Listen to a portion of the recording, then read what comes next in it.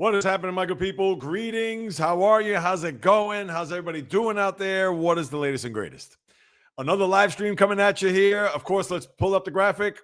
It is the first one of the month, August the 6th, in the year of our Lord 2025. Glad to have you hop on board. Brent, always a pleasure to see you in the comments prior to the start. And I'm sure you probably already commented there. Let's see what you got. Why not? Oh, my guy Bio, of course. What is happening? My good man out in LA. And yes, there he is, Brent, waiting on the big show. And yes, today is going to be a big show. I'm going to have my first guest. I don't know if you guys had watched the podcast pregame on Monday. You'd have to go back. It's only about 20 minutes. And maybe if you forward it a little bit for, I don't know, I guess maybe the first 6, 7, 8 minutes of the live at that time. Well, what I did was I pulled names from a hat because I'm going to have my first guest today. That's right. And I understand that for Bio as well as Brent, your names were not pulled from, in fact, come to think about it, in the order that it was, the second runner-up was James D. The first runner-up was, drawing blanks here all of a sudden. The first runner-up was, oh my goodness, I just drew like a complete, that's it. Like everything just got sucked out of the brain. Oh, in fact, it was Nike, now that I think about it. And the first person who's going to be up, which you'll see in about 29 minutes, you'll see who the first guest is. And I guess it's process of elimination. You probably figured it out by now. Because after that, then it was Bio and then Brent. Those are the last two that were drawn. But what I will do is, oh, look at this. Going to be listening. What is this? Oh, wait a minute. Oh, that's right. They're playing. Wait a second. They're playing. That game's not till what? Like 3:10? If I'm not mistaken, I should know the start time of that game today. Let's see. I'm going to pull that up now. 4:10. So, all right. No, that sounds good. So, enjoy the game today. I know that the Dodgers, they're starting to get healthy again. I think Roki Sasaki, the shoulder seems to be intact. So, who knows if we're going to see him during the final. Now, what is it? About 7 weeks of the season. So we'll certainly keep that in mind from afar. But enjoy the game today, Bio. And as always, thanks for stopping by and getting your fill on what is happening in the live stream, etc. But let's see. And then Brent, haven't seen it yet. No, that's fine. No worries. All good. And yes, good for you, Bio. So definitely take a lot of photos, which I'm sure in video, etc. And I'm sure the Dodgers, who right now still on a 3-game lead there against the Padres. Padres have played well, but Dodgers seem to be fine. And in fact, I'm going to talk about one team that has been a shock as far as if I would have asked you right this very second, who has the best record in baseball? It is not Bio's Dodgers. It is not, obviously, the Mets or the Yankees, which I'm going to get to in a minute. It is not the Phillies. It is not the Tigers. Not the Astros. So you're probably thinking, wait a second. Can't be the Cubs, right? No, certainly not the Padres. It's the Brewers, which I'll talk about in a little bit.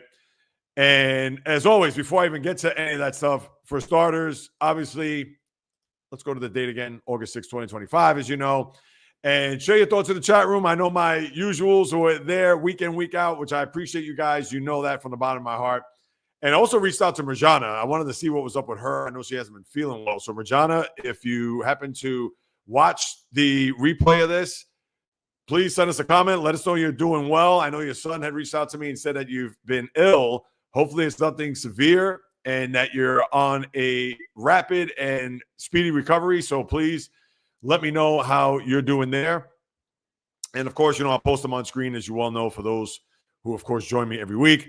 And then for those watching on the replay, Marjana, this means you and Vladislav as well.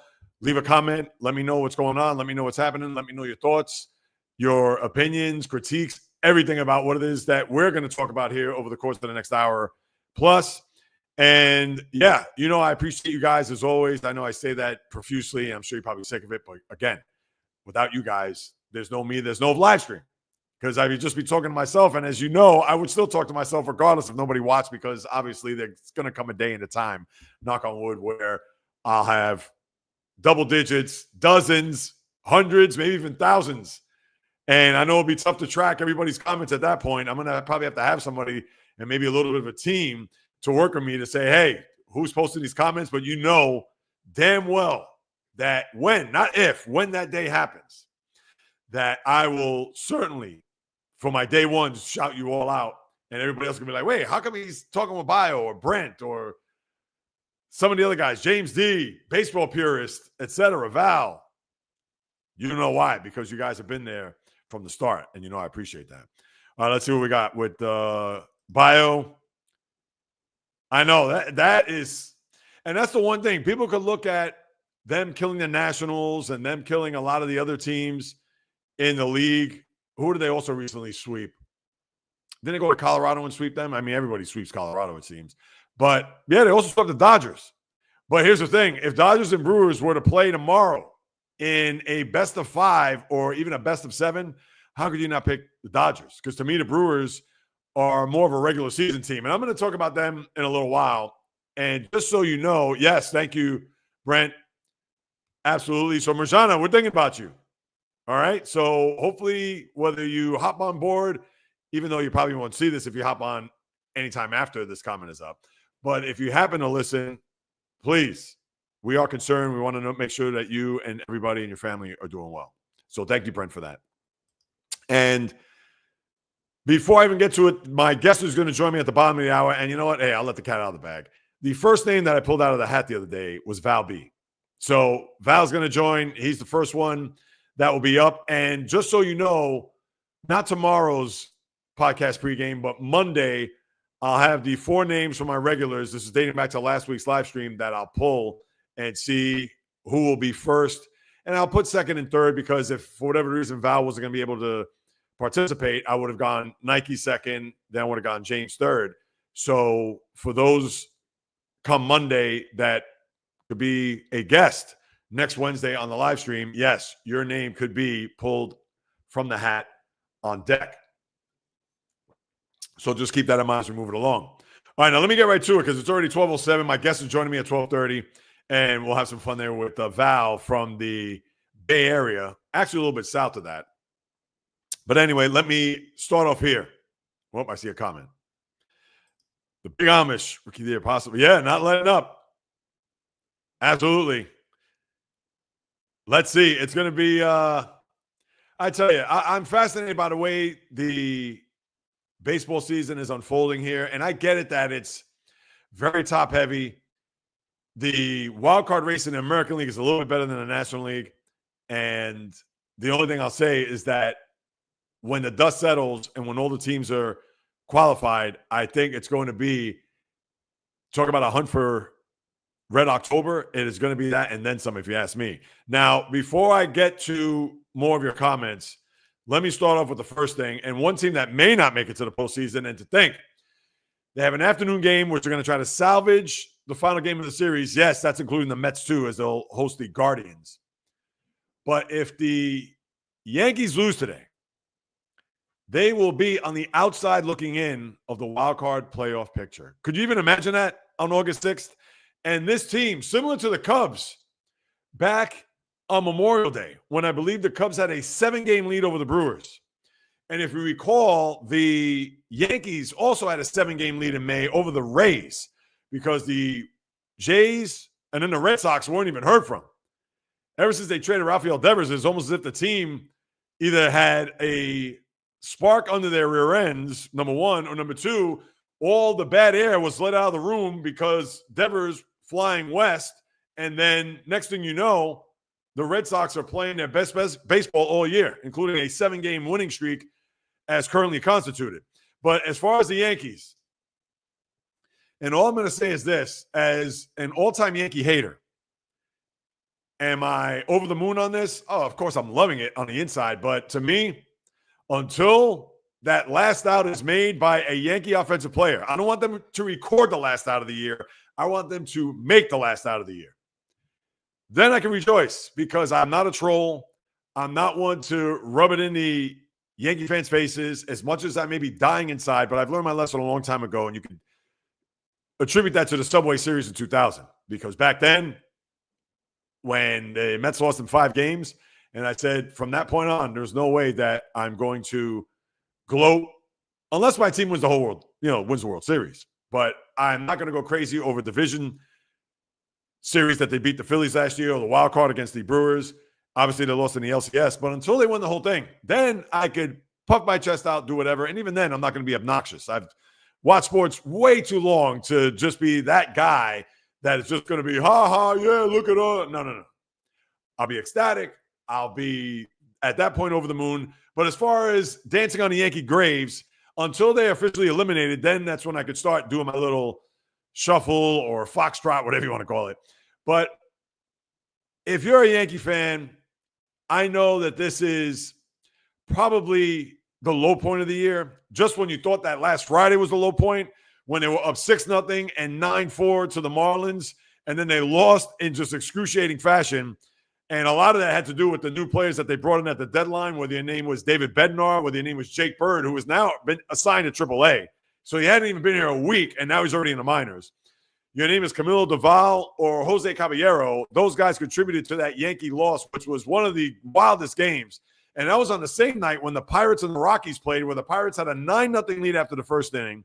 They were 15-6 heading into the bottom of the fifth, up 16-10 and 16-12 heading into the bottom of the ninth, and lost 17-16 on a walk-off homer. But the Marlin-Yankee game was just obnoxiously entertaining and just riveting, etc. But just when you thought that was the low point, Monday's game, the Yankees had a 3-0 lead. They had a 5-4 lead. And then into the bottom of the ninth inning. And what happened? Jock Peterson, who, let's face it, has had a good career. A lot of power, bounced around everywhere, notably with the Dodgers, played with the Giants, obviously on the Rangers now. And he is a guy that is on fumes for his major league career. Yes, he could get into one as he did on Monday night, but it's a home run off of Devin Williams to tie the game. And then they had first and third with one out, and I believe who was up at the time? Was it Giancarlo who hit the double play? Well, I'm thinking of Giancarlo last night in the double play.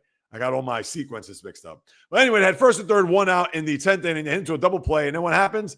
They get a walk-off 3-run homer to end the game, and that's where Jake Bird got sent down off of Bird. Josh Young hit the home run. And then last night, just when Devin Williams blew the game the night before, and it was a 0-0 game, Nathan Eovaldi was unhittable. He gave a one hit in the game, 8 innings. And for whatever the reason, Aaron Boone brings in Devin Williams. All right, he gets the first out, no problem. Next batter up hits a shot to left field where Jason Dominguez, I'm going to say this right now, they call him the Martian. Well, he's in outer space when he's in the outfield because he is a nightmare. That guy is literally walking on a tightrope, and that tightrope is made out of dental floss. This guy cannot field that position. And he was a guy that was coming up where at 18 years old, they compared him to Mickey Mantle. Well, they certainly didn't compare him to Mickey Mantle on the field. And Mantle, of course, played center way back when. But he is just, you hold your breath anytime a ball's hit out there. And he misplayed that fly ball. It should have been 2 outs. And I understand people can say, oh, that was tough. He had to jump, whatever. No. A good major league outfielder would have caught that in his back pocket. I mean, can of corn. Yes, it was struck hard. And yes, he had to go back a few steps. But he made that more than what it was worth. And I understand that's not on Devin Williams. But did he have to walk the next 2 batters in the process? And then Rowdy Tellez gets the bleeder or the blooper into center field. 2-run score, game's over. Which now leads to my next point. Aaron Boone, are you looking to get fired? Are you looking to be put out of your misery? Or are you looking to be put out the pasture? Because why in the hell would you bring in Devin Williams in that spot? I mean, unless you absolutely, positively have no other place to turn. You cannot bring Devin Williams in that game. And I get it that Dominguez should have caught that ball, would have been 2 outs, nobody on. But he probably would have walked the next 2 guys anyway and given up the blue pit. It would have been 1-0, and the Yankees would have lost 1-0 instead of 2-0. That's why you can't put him in the game. And I don't care how much he's making. I don't care his reputation, the back of his baseball card. He is not built to play in New York. He's just not. And that's okay because not every player is built. And you could go back to opening day. What was that, March 27th against the Brewers, where he had to throw almost 40 pitches to get a save. And from that point on, you should have known that this was going to be a long season for the former, what was it, last year? The guy was the best reliever in the game. And now he is a shell of his old self to the point where this is all you need to know about Devin Williams. Think about this. Try to wrap your head around this stat. After last night's game, and I believe those runs were unearned because of the no, that was probably a double. That wasn't an error in the outfield. He has given up 26 earned runs this year. 26. Do you know that in the last 3 years, he's given up 24 earned runs? That's right. That was not me misspeaking or I had like a blackout. He has given up 2 more earned runs this year than he has given up all in the last 3 years combined. You can't make it up. That's why you cannot put him in these games anymore unless the Yankees are losing 8-1 or they're winning 8-1. That's the only way you should see these games. That's it. You cannot put this guy in the 8th, 9th, 10th inning. It doesn't matter. 10th inning would be on the road, of course, or even 10th inning at home. You cannot. There is no way that he has to throw that rubber. And if you're Aaron Boone, again, maybe he's just delusional. He's got to be at this point because how is he putting this guy in crucial situations to where he's gotten burned 2 nights in a row? What's going to happen today? He's going to come in. It's going to be 6-3 Yankees. And watch Devin Williams come in there in the bottom of the night. Oh, you have a 3-run save. We got to get his confidence back, whatever. And what's he going to do? Potentially implode again? And if that's the case, then he doesn't even make it back on the plane coming home tonight where Boone, listen, I know how Steinbrenner and Brian Cashman are in love with this guy. And they re-signed him for 3 more years. And, of course, they made it to a World Series last year, which was probably the worst thing that could have happened if you're a Yankee fan. Because the Yankee fan, they've had it not up to here. Not way up there. It is as high as the Empire State Building as far as wanting to see Aaron Boone with his pullover, chewing on his gum there in the dugout. And I know I have a lot of Yankee fans in my life, and they have had their fill and then some over the Yankee skipper. That's it. Case closed. And the Yankee problem is not just Aaron Boone. The Yankee problem starts from the top. It's the owner. Because he could have all the comments, and he doesn't really speak that much, but let's just say if whatever happens the rest of this year, if they don't get to or win a World Series, anything less than that, he's going to say, we're going to meet in Tampa, we're going to see what happened, we're going to evaluate every nook and cranny, so on and so forth. And what's going to happen is that it's going to be the same story. The GM's going to stay intact. Chances are the manager, unless they don't make the playoffs at all, and if they don't make the playoffs and he's still the manager, then Yankee fans, find another team. And I know that's hard to say because the Yankees are an institution when it comes to not just baseball, but sports. But you have to find another team. I mean, it's just – but that's the owner. That's the way this Steinbrenner, at least this iteration of the Steinbrenner family, operates. If this was George, Aaron Boone would have been gone a long time ago. He probably wouldn't have been gone after that Marlin game, for sure. But I'm sure he would have been long gone before that. But that's the thing. I don't want to say they have excuses, but there's no accountability. You're not hearing Hal Steinbrenner say, yes, our manager has to do better. You're not hearing Aaron Boone say, Jazz Chisholm, you're sitting out the rest of this game because you got doubled up on a pop-up to second base. And he was at first. There is zero, zilch, nada when it comes to the manager looking in the mirror and saying, I got to do a better job. It's always coming around. Oh, I've seen improvements. Oh, his stuff was better today. No, how about his stuff was awful? Now, I understand he's not going to do that. He's going to throw his guy under the bus. But he could say, yeah, he didn't have it today. And I got to think of what's going to be the best option moving forward for this team to win. He could say that, and he's absolutely right to say that. That's not killing Devin Williams. That's not killing Jazz Chisholm if he were to come out and say, yeah, I sat in the rest of the game on Saturday after him getting doubled off on that pop-up to second, and then I'm also going to sit him on Sunday. There's no crime in that. If anything, I'm sure, forget about the fan base, because I understand the fan base would be excited if that happened, but I'm sure there's somewhere in his stomach lining, he would feel that he's going to lose the team by doing that. What are you, nuts? The team is falling apart at the seams. You can't win a game. You can't win a game late, whether it's in the 8th inning, 9th inning, 10th inning. We've seen that here just over the last 5 days. The Marlin game on Friday, Monday night, 9th inning, and then here we go. And then the 10th inning because I lost in the 10th. And then last night. I mean, this is just what more can you say? If you're a Yankee fan, this has to be rock bottom. Because you're losing these games because the manager has made terrible decisions. You're losing these games because, yes, we can talk about fundamentals and catching balls and all that, and that's a part of it. But your manager is torpedoing this stretch to where the Yankees could fall out of the wild card picture as of, let's say, 6 p.m. this evening. Now, as it is, I got to see the pitching matchup. I should know this before I check your comments. The matchup for today, and no Jacob deGrom because he pitched on Sunday. So the Yankees are going to have on the mound, and that's right, I should have known. Could you imagine? If there's one guy that I'm sure the Yankee fan does not want to see pitch today, is Carlos Rodon. Because if there is ever a victory that the Yankees need in the worst way, and I'm talking about they need it as much as everybody needs oxygen. Your season, oh, that's too strong. Your recent fate is at the hands and the left arm of Carlos Rodon.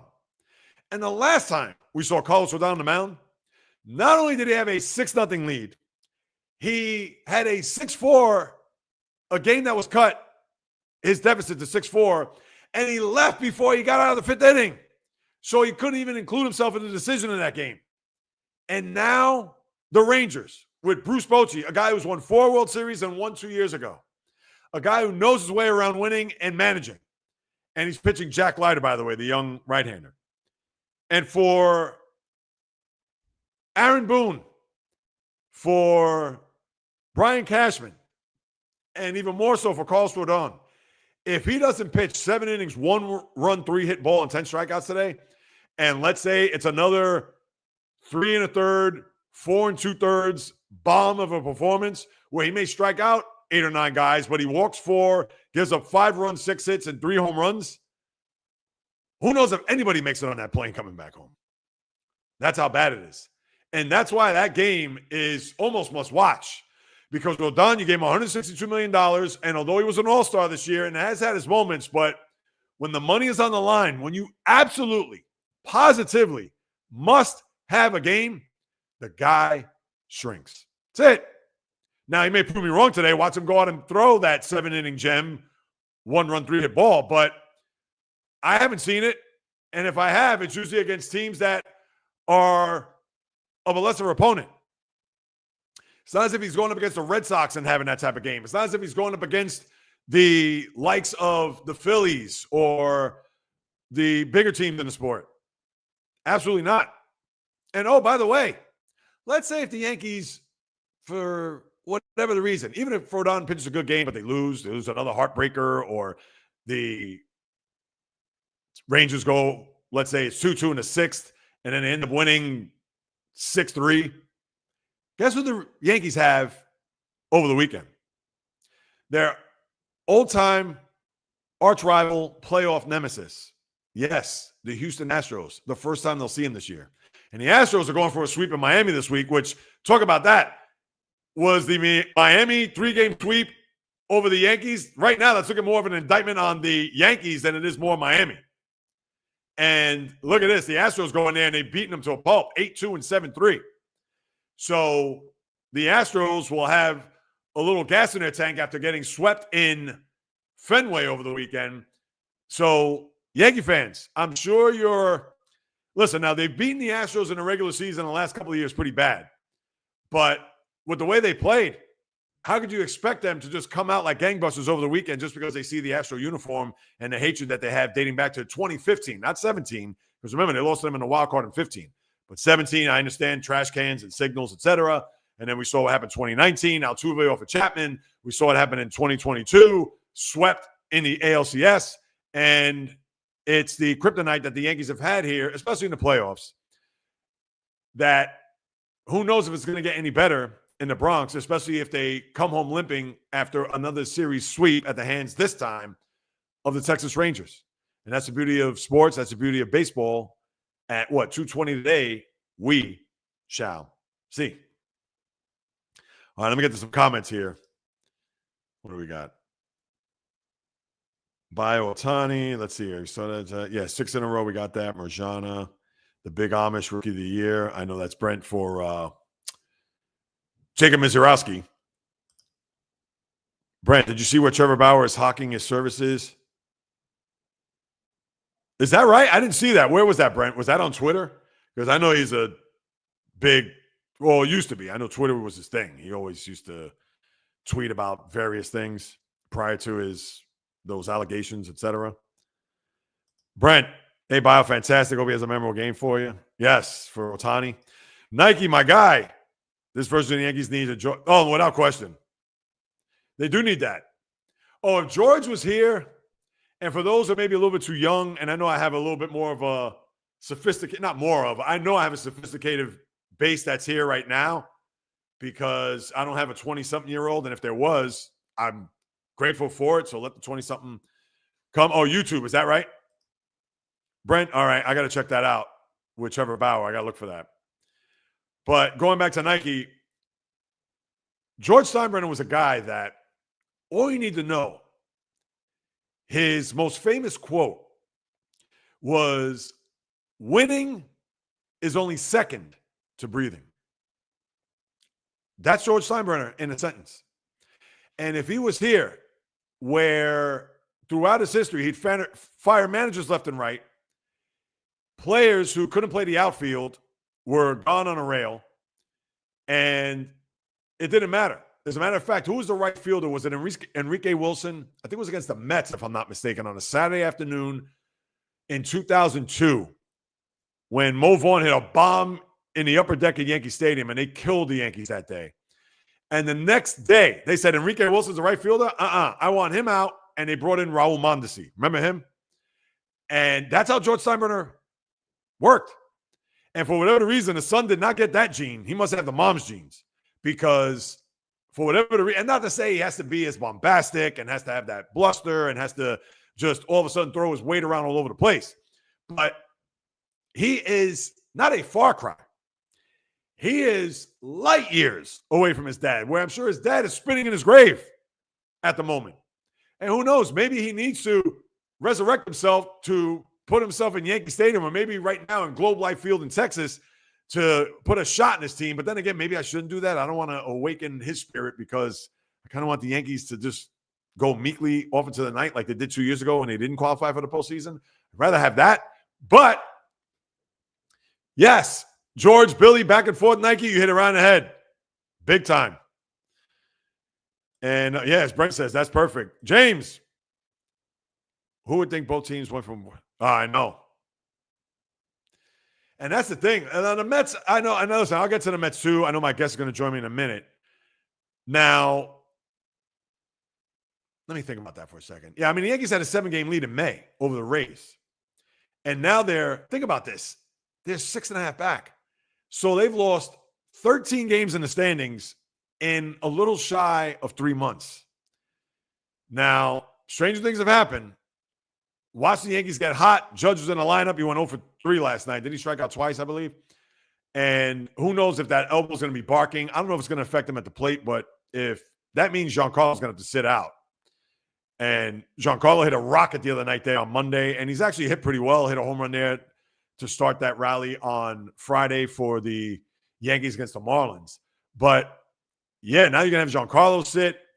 So, I mean, it's a mess. The Yankees right now, yes, I understand a 5-game losing streak and how they lost these games just adds more fuel to the fire. But, man, to lose 13 games in the standings, whereas the Mets, they're playing hot potato with the Phillies. And now the Phillies have a 2.5-game lead in a division. But remember, the Phillies have given it back. Now they have a closer. So let's see. And he's actually fared well so far. And Philly goes to Texas this weekend where the Mets go to Milwaukee. So the Mets, they need this win in the worst way. And maybe I'll spend a minute before Val comes on and joins us, which should be any second now. But Nike laughing. Exactly. But let me talk about real quick. Mets aren't any better. Now, here's the thing, and I'll also put this on the Yankee fan as well.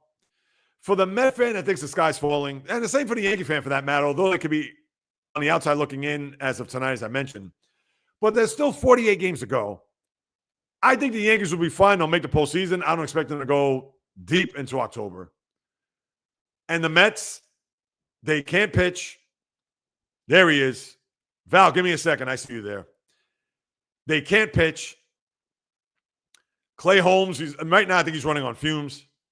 Kodai Senga is, I mean, listen, he's a guy that when that ghost forkball pitch is on, but I think the scouting report is if you lay off that pitch, you'll be all right. He walks the ballpark. He's given up a lot of runs.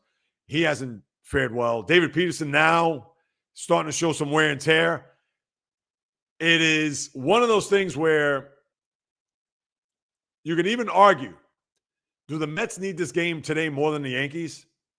And that's a question that I'm going to go back on later. Let me get Val here in the mix. Let me give him a proper introduction. Val from the West Coast, Giants, Golden State Warriors, the Valkyries in the WNBA, can't forget them, 49ers, as well as I'm missing a team, San Jose Sharks, because obviously they don't have a San Francisco hockey team. And Val's been a big-time supporter, just like all you guys. And, of course, you're going to get a shot with me one more time Monday on the podcast pregame. I'll pull the name out of the hat. Val was the first name I drew. Nike was second, and James was third. So if Val was going to join me, then he would have not been a part of this live stream. And let me introduce him right now. Val, welcome, my man. How you doing? I'm pretty good. Good. All right. Great. So tell us what is happening with your teams. I know you're rocking. Was that your Matt Chapman jersey that you're wearing? Yeah. And I saw that the Giants yesterday, they won 8-1. Yes, they did, and they beat the Pirates. So I'm sure you got to be happy about that. Oh yeah, and then this is a Matt Chapman jersey. I think. Yes, that's your guy. I know, leads the team in home runs, etc. So how do you feel about your Giants? I mean, what do you think is going to happen here over the last, let's say, 7 weeks of the season? You think they're going to make a run, or do you think that they're going to fall short? I think. I'm not too sure because the Giants they have ups and downs. Sometimes they win and then sometimes they lose. Right, but do you think they'll make the playoffs? I think they can. Okay. Now they got a lot of ground to make up, as you know, and although they're playing better, obviously they beat my Mets 2 out of 3 this weekend, and then obviously here they've closed their series out. I think another afternoon game, right? Yep. As a matter of fact, they're going to start momentarily where the Giants and Pirates will go at it. A lot of baseball this afternoon, too. Can the Orioles beat the Phillies today? I'd like to see that. Obviously, we're talking about the Mets. A lot of afternoon games. But, Val, I'm sure you got to be excited not only about your Giants, and even though they got a lot of ground to make up there, especially in the wild card in the National League.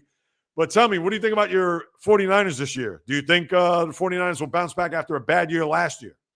I think the 49ers. I have a jersey, George Kittle, and then I think George Kittle, and then hopefully our wide receivers do well. I think we can bounce back.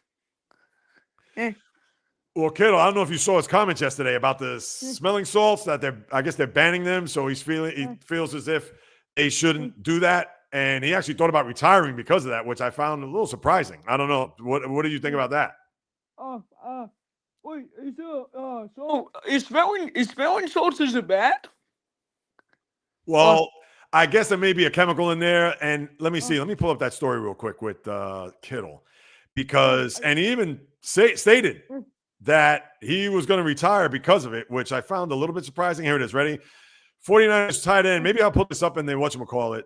For those who aren't aware, hang on there, Val. Let me see if I could share my screen. I see your comments there. I'm going to get to those. Don't worry. Yeah, and then and then for my Golden State Warriors, I kind of wonder what they'll do with Jonathan Kuminga out there. Yeah. Oh, I was going to get to that with Golden State. Yes, well, I'll get to that in a minute there, Val. Here it is. I don't know if you can see it on the screen there. Let me just see here 1 second. Yeah, right here. I know I got this thing running. Yeah, so what it says is Giants tight end George Kittle interrupted teammate Fred Warner's interview on NFL Network to break some news that left him upset with the league. Kraft is set to air a grievance that the league informed teams on Tuesday morning via a memo that it prohibited the use of ammonia and smelling salts before and during all NFL games. According to the memo, teams are prohibited from providing or supplying ammonia in any form that includes capsules, inhalers, ammonia in a cup, or smelling salts. It applies to the entirety of a game, including pregame activities and halftime in the locker room and on the sideline. So here's his quote. Oh, here's the memo. First up. 2024, the FDA issued a warning to companies that produce commercially available ammonia inhalants. Those are another AI, I guess you got to add here. They put AIs in parentheses. I'm sure you can see that here, maybe not.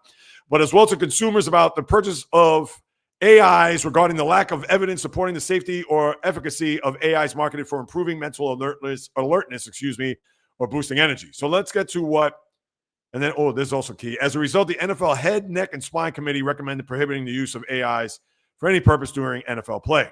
And then Kittle came out and said, our team got a memo today of smelling salts and ammonia, packets that were illegal in the NFL. I've been distraught all day. And he says that he misses them already. And mind you, I guess the word came out a few hours, and obviously he's taking them on the practice field. And then here's his quote, I consider retirement. We've got to figure out a middle ground here, guys. Somebody help me out. Somebody come up with a good idea. That's all I got. That's all I got to get out here to get that off my chest. Well, now that's what he said, Val. And I don't know if that means if he's unable to use smelling salts from here on out that he's going to retire. And I believe he just signed an extension on top of all that. So losing Kittle would be big, would he not? Yeah, I think Kittle's been doing pretty good. Yeah, but do you think he'll retire or? Yeah. Listen, he's gonna have to leave all that money on the table, but I don't know. And I think that for him to do that now, and I'm sure there may be a lot of the players in the league that share that sentiment, but I have to be honest, if it's a thing where he's going to retire literally into training camp because of smelling salts, now, yes, middle ground, I'm sure he's going to probably find a workaround, or maybe the trainers will do something, but A, he's going to leave all that money on the table. B, if he's going to abandon ship now, what does that look like for him to just, I don't want to say quit on his team, but really smelling salts? And I get it. Maybe they are important for him to kind of wake up or get that jolt if he takes a big hit, or for whatever the reason he's having trouble breathing. Maybe use like Jerry Rice once did, the old breathe right strip. Not to say that that's going to be the end all be all, but yeah, I'd be shocked if he retires. So that's what I got to say about that. Yeah, then, but and then I actually have the Giants game on my TV on right now. Oh, you're watching them. All right, good. So yeah, maybe you give us an update as we move it along. Let me get to some of the comments, Val. Let's see what we got here. First and foremost. All right, here we go. Look, even Brent's asking, hey, Val, are the Kings going to get Kuminga? Let's talk about that. I know you mentioned him before. What do you think? So I was actually, I think maybe, but I'm not too sure because the Warriors, sometimes I don't, I think the Warriors, I think they might get him. So right, so you think they're gonna keep him? I'm not too sure. All right, well, yes, because who knows? I know Kuminga has had this back and forth. They want a 3-year deal. The Warriors only want to give him 2, but then the agent for Kuminga is saying that, we want a no trade clause, but then the Warriors don't want to put forth that. So there's a lot of posturing going on here. So we'll have to wait and see what's going to happen as far as Kuminga goes. And there's still about another 7 weeks before training camp again. So we'll have to see between now and then. All right, James, what do you got here? Pitchers can't go past 5, and the hitting and non-hitting is ridiculous. I know, it's a joke. Baseball, the way it is constituted, it's almost as if the ace has been removed from the game because pitchers aren't going to throw over 100 pitches in a game. They're going to go 6 innings max. Maybe if their pitch count is low, they'll go 7, but how rare is that? as you well know, James, Ron Darling was the famous 7 is the new 9 when it comes to innings pitched in a game. Yeah, I mean, it's a disgrace. It's a mess, I tell you. Boo to the Bay Area. He said Baby Area, but the Bay Area, because Bio's from L.A., so, of course, that's nothing personal to you there, Val. But, of course, I know San Francisco, L.A. I know you don't like any teams from L.A. Is that right? Yeah. I just know that the Dodgers, they're way ahead of the Giants in currently in the wins and losses, I think. Well, yeah, obviously, yeah, they're tops in the NL West. But I'm sure anytime the Dodgers play the Giants, you can't stand seeing that Dodger blue, I'm sure. Yeah, I like the Giants, but sometimes he kind of upsets me if sometimes the Giants the struggle is when we can't beat good teams. Yeah. Well, and listen, it's a thing where I know that rivalry goes back a long time, as you know. And even though I know you want to keep the peace, you don't want to try to upset the apple cart, especially Bio. And I know Bio will get a shot to be a guest on here, which I'm looking forward to. But hey, listen, right now you have just to worry about your team. You can't worry about the Dodgers. You can't worry about the division. You got to try to get back in the wild card, as you know. So let's see how they do against Pittsburgh today. And Brent, yes, our guy Brent from north of the border. Greetings to you, Val, from our guy Brent. And then obviously Bio sends his well wishes, as you see there. James, has Val seen the Giants versus Giants out with Eli and Francesa? Now, have you seen that? I don't know if that's more of a New York thing. It may be, but let me ask you something, Val. I don't know how old you are, so I'm sure I would think that you're a lot younger than me. I'll just put it that way. I don't want to. My birthday was actually June 29th. Yeah, it was just not long ago. I remember. Yeah. But have you seen that ad with Eli Manning, who does a podcast? And I don't know if you know who Mike Francesa is. Are you aware who Mike Francesa is? I'm not sure if I watched it. All right, you know what? Maybe I'll send it to you. Maybe through Twitter. I'll take it because I know it's been all over Twitter. I'll copy it and I'll send it to you so you can see for yourself, because they had I don't know who the 2 Giant players were. Maybe it was Logan Webb. I got to double check. I don't even remember who was sitting with Eli, because all I remember was Eli and Francesa. So I'll send that to you so you can get a kick out of that. And then even Nike from my guy in Bridgeport, Connecticut, who's right up the 95 corridor from me, saying hello. So obviously a lot of love for you, Val, as you hop on board here. All right, so let me ask you a couple other quick things. Let me go back to I'll go back to the banners afterwards. I'll leave Nike's comment up in the meantime. And then yesterday for my Giants, I remember Logan Webb pitched yesterday. And Webb is your ace in the team. I mean, please. And without his contribution, and I don't even know who's pitching for you guys today. Do you know off the top of your head? I'm sure you're watching, so obviously you could tell me. I think the pitcher today is Robbie Ray, I believe. Yes, Robbie Ray. Yeah. And who is there going for the Pirates? I don't know if Skeens is pitching, is he? No, Andrew Heaney. Yeah. So I think the one I know that the Giants I know sometimes my Giants struggle in scoring home runs sometimes. Yeah, they're not a big offensive team as far as power goes. Because Chapman leads the team in home runs, and what does he have, 16? So think about it. You have Cal Raleigh from the Mariners. He has over 40. I think he's at 43 right now. But yeah, 16 is a very low number as far as power numbers, and we're already into August. So that's the one thing that they do not have, the Giants, is power. Now, one other thing I wanted to mention too, because I want to go. We talk basketball, football. You were the Niners. Oh, well, let me go back to that. Do you think the Niners are going to make the playoffs this year? I believe we can if we stay healthy. No, of course, yeah, health is big, as we know, and I think they're gonna have a better year. I know there's a lot of people that are picking them. Maybe not a lot. I shouldn't say that. But some of the things I've read, people love San Francisco, and I don't see it. I don't, because you had a lot of turnover last year. You have a defense. You drafted a lot of guys on defense, which I'm sure will be good a little bit this year. I'm sure they'll have an impact. You have Robert Saleh, the former defense coordinator, went to the Jets, now is back in the mix to man the defense. I could see them having a good year. I don't know if they're going to have that type of year where they're going to get to a championship game and beyond, at least right now. And I'm not all wrapped up in the NFL just yet. We still have another month to go before we even get into it. But I think that they're going to have a good year, and I think they'll make the playoffs, but I don't know about a big-time year just yet. What do you think?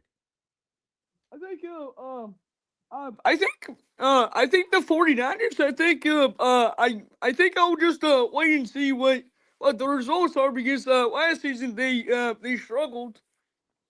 Yeah, no, they absolutely have. And I mean, listen, last year was a throwaway when you didn't have Christian McCaffrey to start the year for the most part, and he played sparingly because he had, I believe, that calf injury. Then Brandon Ayuk got hurt. Then everybody else just started dropping like flies. Deebo Samuel and Trent Williams was in and out. So if they do stay healthy, obviously they're going to be a formidable team. But whether or not they're going to be a team that's going to go back to a Super Bowl or play in a conference championship game, I think it's a little premature right now. But we'll see. We'll take a look at what's going to happen as the preseason really begins tomorrow. I know you had the first game there last week. All right, Val, a couple other things before I let you go. Number one, I'm sure you've been to all the stadiums there. You've been to Oracle. You've been to I was going to say Oracle Arena. I'm sure you've been to the old arena there with the Warriors when they played in Oakland. What is the stadium that you like the most there when you've gone to visit these arenas and stadiums? I'm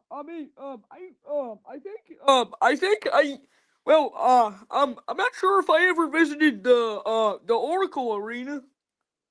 But you haven't been to the old Oracle where the Warriors played before they moved to the Chase Center? I don't think so. Have you been to the Chase Center? Yeah. What do you think about that arena? I think it's pretty cool. All right. Now you like Oracle Park, where the Giants play? That's a beautiful stadium. I think Oracle Park, and then I also met the mascot Lucille. Oh, all right. And what about you've been to what's it called? I know the arena from San Jose, your hockey team, and the Levi Stadium is real close, and that's actually closer to you than where you live, because even though you like the Bay Area teams, but you're a little bit south of the Bay Area. So is that right? Oh, did I lose him? I think I lost him. All right. Oh, hang on. Here he is. I think maybe I pressed on something. Oh, that's all right. No problem. Now, real quick, do you? I also been to Stap Center where the Sharks play. Right, you like that arena? What's that? The HP Pavilion, I think it's called.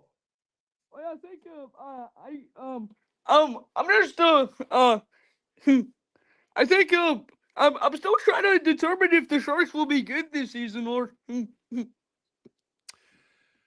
Yeah, I mean they've actually brought in a few players, and when you say good, do you think they'll be a threat to make the playoffs? Because I still see them a couple of years away from doing that.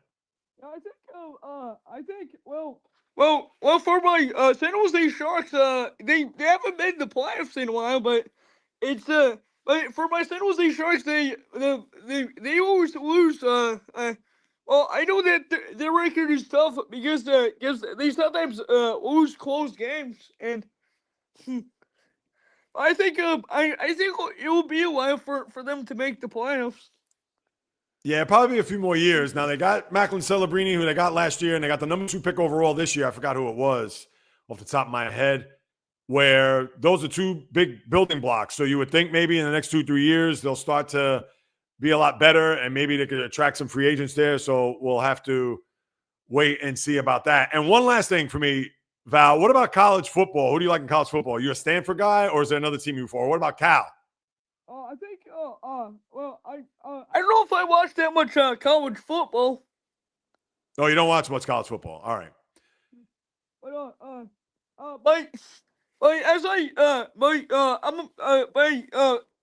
the Giants game, it's still a 0-0 in the Giants game. Yeah, what is it now? Oh, bottom first. And same for Baltimore Philly, because I got my eye on that game. Yeah, All right, Val. No, that's good. And listen, Val, we'll be watching. I appreciate you. Thank you so much for following and subscribing and all that. Of course, now that I got you here for the first time, I know we've talked through Twitter and obviously through YouTube. But listen, any last words you got for the guys in the room, for anything else? Now's your time to you have the floor. I think, well, I think, well, I think, well, I'm not. Well, I think for the San Francisco Giants, I think Matt Chapman, he hasn't been good in scoring home runs recently. Yeah, they're gonna need a lot of his home runs if they're gonna try to get back in this race. So yes, that I would do agree with you though. So Val, thank you so much. I really appreciate you taking the time out and to think it's what 9:51 out there. So you're watching baseball in the morning, which let me tell you something. I don't know if it's ever going to come a day for yours truly to live out in the West Coast, but that is the beauty of living out West because you get to watch baseball or even NFL football early in the morning and you could still have the rest of your day to do stuff. Whereas when you have a scenario living on the East, all right, we're normal times, 1 o'clock games, or it's 4 o'clock, 7 o'clock, but nothing like having 3 hours behind to where you can watch a lot of the sports and follow it and still have the day or even the night to enjoy what it is you want to do. So, Val, I appreciate it. Thank you so much for being a part of this. And obviously, we'll see you in the room or in the chat room talking amongst the other guys that are in there. And I'm having trouble here. What is this? Having trouble streaming to Facebook? Oh, yeah, let's remove that.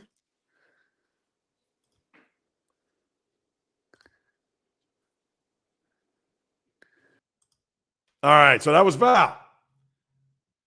And I'm getting a phone call. No, we don't want to answer that. All right. So I got news for you. That was cool to have Val come on. And my very first guest. And I can't wait to chop it up with each and every one of you. And yes, Brent, there you go. My man, Val B Super Show. It's pleasant meeting you. That's right. And like I said, Monday on the podcast pregame, 4 more names in the hat. Bio, James, Brent, Nike. Thank you, Val.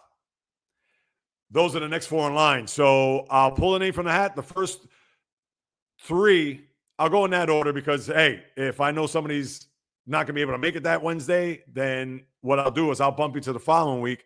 And then whomever's next chosen from the hat, I'll go accordingly. And if for whatever reason you can't make it, then I'll make sure I get to you all on. That's for sure. Thank you, Val. Like the live, and I appreciate you jumping on board as always. And I'm glad. Of course, it's even better show that to have a guest and to have you on. And I look forward to talking to Nike. Nike I haven't seen, and I know Nike going back now 26 years, and I haven't been in his presence in a long time. So knowing that I'll have him. James, I actually have seen here in the last few years, which is good. And I've, of course, been in contact with James to have him on there. And he's a big-time New York fan. Same for Nike, for that matter, Met fan. And then can't wait to get Bio on. Brent, of course. Looking forward to that. And there is your first guest in the books here for the live stream. All right, now let me get to what I was discussing before about the Mets. Lost 7 of 8. Huge game. And the question is, I wasn't able to type this, but is it more important for the Mets or for the Yankees to win today? And it's crazy because people say, oh, of course the Yankees, because they've lost 5 in a row. They got to stop this winning streak. And if they lose, they'll be out looking in on the AL wild card.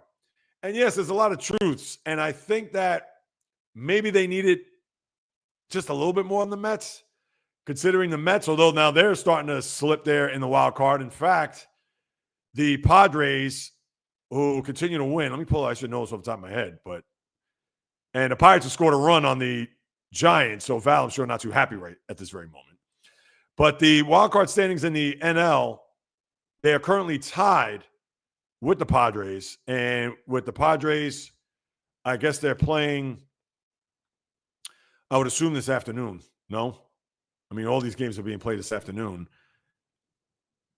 They are not. They're in Arizona tonight, 9:40. So the Mets got to keep pace. And you know what? I got news for you.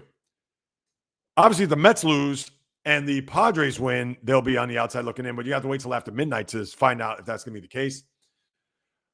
I will have to say that this game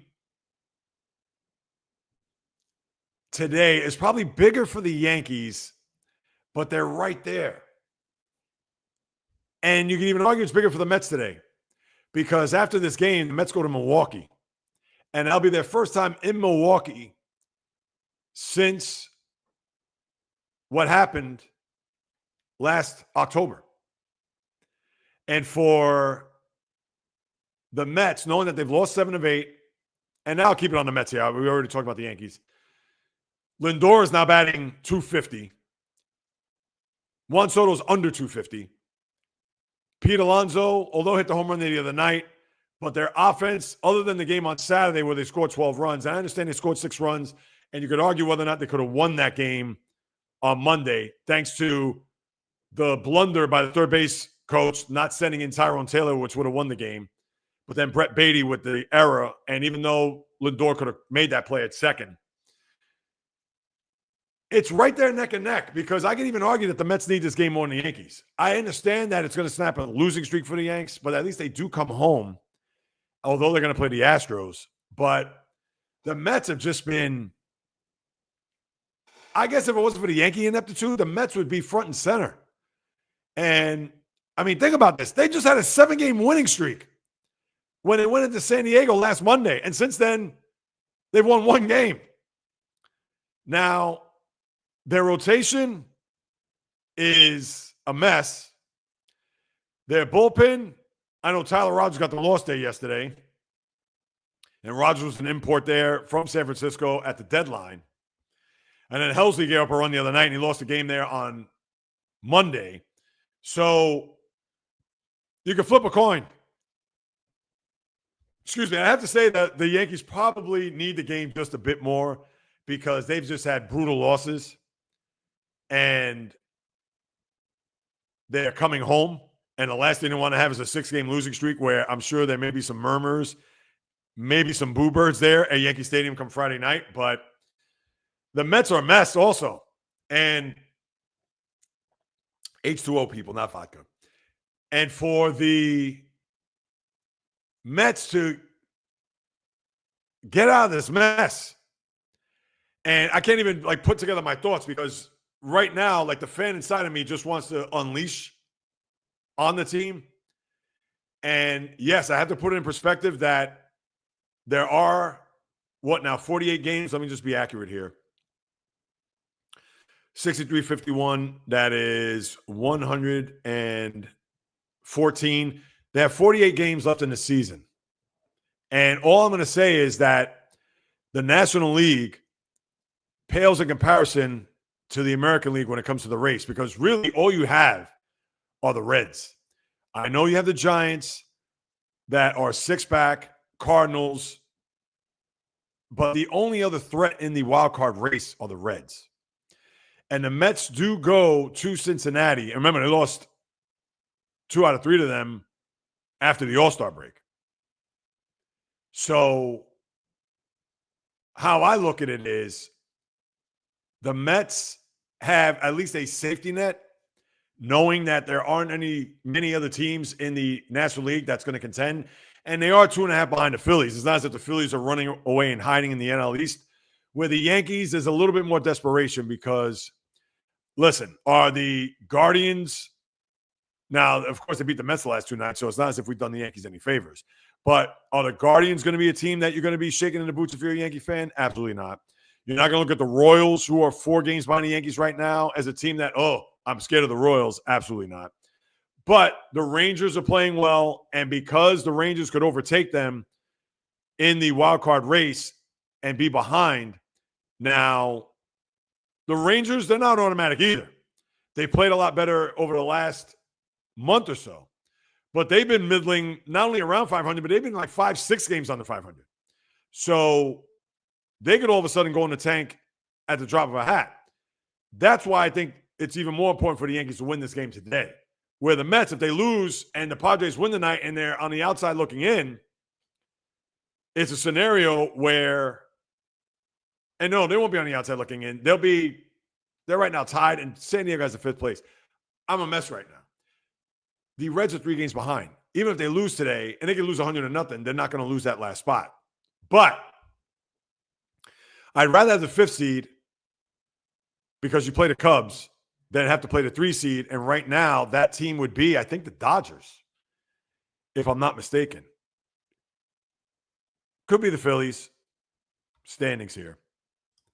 Yeah, I had a brain cramp there. Sorry. My apologies there, people, because here I am thinking that they're playing in the American League where if they lose today, they're going to be not in the wild card mix. No, the Dodgers do have a better record by a half game. So they would play the Phillies in the first round. I'd rather play the Cubs. I don't want to play the Phillies again. And that's in a wild card, best of 3 in Philly. So not that I'd be afraid of the Phils by any means, but I'd be concerned.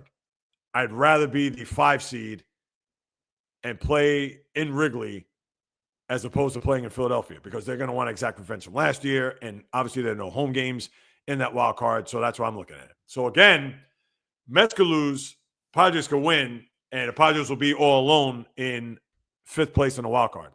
And they have the tiebreaker right now because, remember, they swept the Mets last week, and the Padres still have to come to New York, I believe, next month sometime. So we'll have to keep that in mind as we move it along. But the Mets, I'm certainly not thrilled. I am not happy.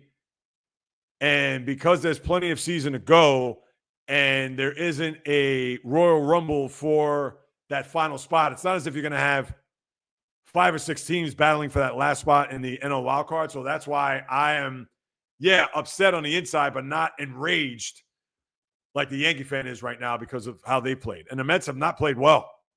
I mean, no matter how you slice it, they've just been terrible. Who's Roman Anthony signing an 8-year, $130 million extension with the Red Sox. And mind you, he's been up, 3 weeks, if that? 283, 400 on base, 428 slugging, an OPS of 828, 2 homers, 19 RBIs, 46 games. Well, it's more in a couple of weeks. I know I'm teasing when I say that. All right, so the Red Sox locked up their guy, and that's good. They feel like, hey, we're going to put all our chips in the middle of the table, and kudos to them. So that's what you have with the Mets. And the only thing I'm going to say is they got to win this game today. I think it's important for both teams, no matter how you slice it. But I would want an 8-2 rocking chair type game, if you ask me. And they're going to start in about 8 minutes. That's what I want to see if you're a Met fan today. I don't want a nail biter. I don't want it to be a thing where, they're up 5-0, and the next thing you know, it's 5-4 in the 9th inning, and Diaz is hanging on for dear life to save the game. And David Peterson, can we have 6 2/3, 2-run, 5-hit ball, 7 strikeouts, low walks, please? He's been walking the ballpark a lot. So let's just hope there, if you're a Met fan, that they could prevail and win this game. Because, yes, as I mentioned earlier, who they're going to go up against next is this team. Now, the Brewers, the best team in Major League Baseball. And I see some comments I'll get to in a minute. Now, by record, they have the best record in the sport, which is actually mind-boggling. And think about this. Did I mention this earlier? That the Cubs, I believe, had a 7-game lead. And they were 27-28 on Memorial Day. And since then, they are 42-16. Think about that. The Brewers are 42-16. By far the best record in the sport since that time. And right now, all right, they're beating up on the Nationals and the Braves of the world. But listen, they did sweep the Dodgers, as you know. And just going back on the schedule, they beat the Mariners 2 out of 3. They've beaten the Marlins as well. Actually, the Marlins won 2 out of 3 last weekend. Or last week, I should say. But Milwaukee, and this is another team that you can look at their record and say you're impressed, and rightfully so. But this is another team that isn't going to wow you with their roster. It's not as if you're going to go into a series, let's say you're going to play the Phillies, where you got to deal with Schwarber, Harper, Turner, Real Muto, or the Mets with Lindor, Soto, Alonso, to a very much lesser degree, Nimmo, because Nimmo's been a good player, especially in the postseason. Just look back last year. It's not as if Dodgers, Freeman, Betts, Ohtani. It's not as if it's the Padres, whether it's Tatis Jr., Machado, Jackson Merrill, Xander Bogaerts to a lesser degree. No, it's not as if you're going against those guys.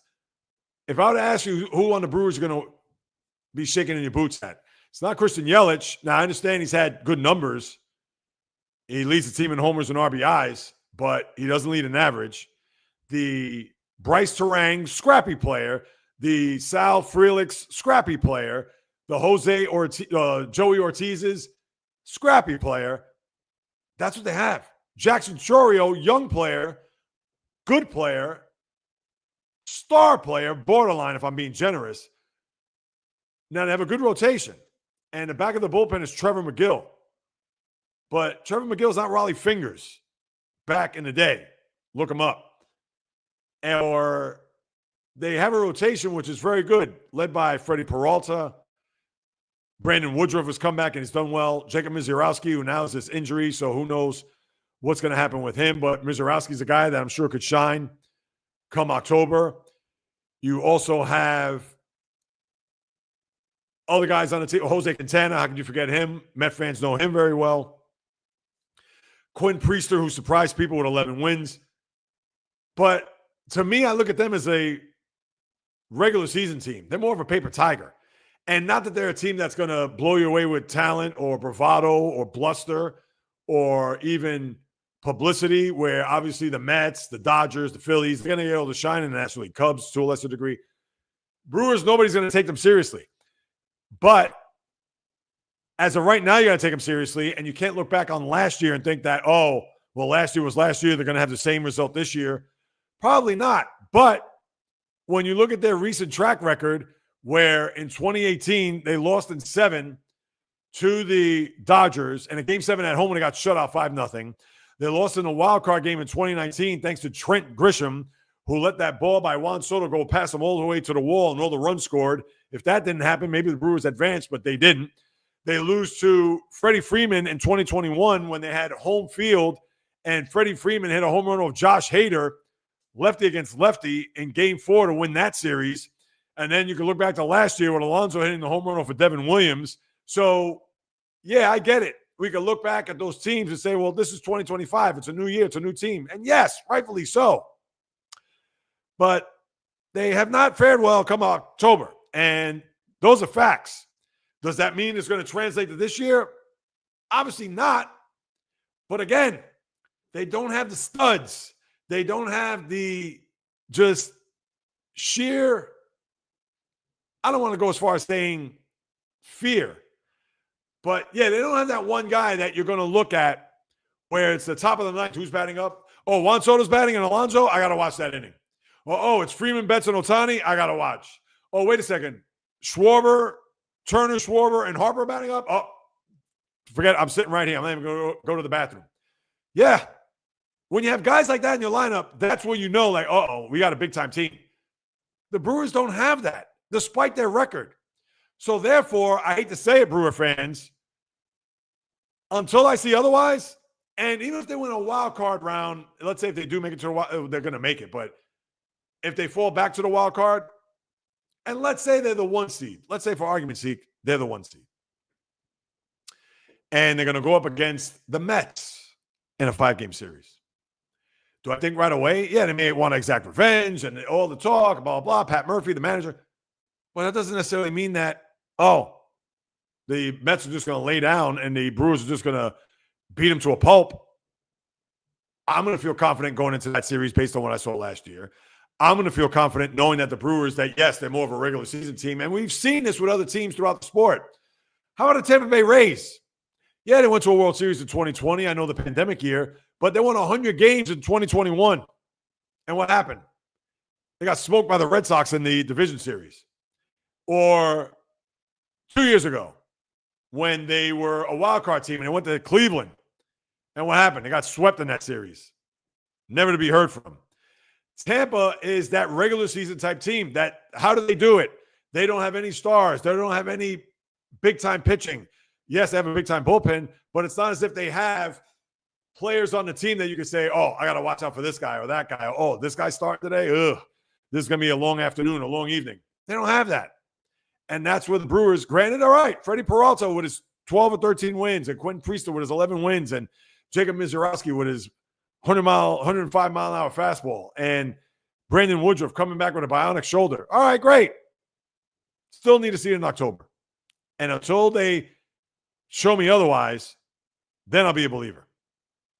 And that's all I'm going to say. That's not a knock. Remember, people, eye test. You go by the eye test. Oh, I got a ton of comments in here. That's what I like to see, as you know. All right, let's see what we got. I know. And here I am talking about Nimmo last year. Yeah, here I am. I'm killing Soto under 250. And I don't care about the 25 and 63. He could end up with projected 36 homers, 90 RBIs.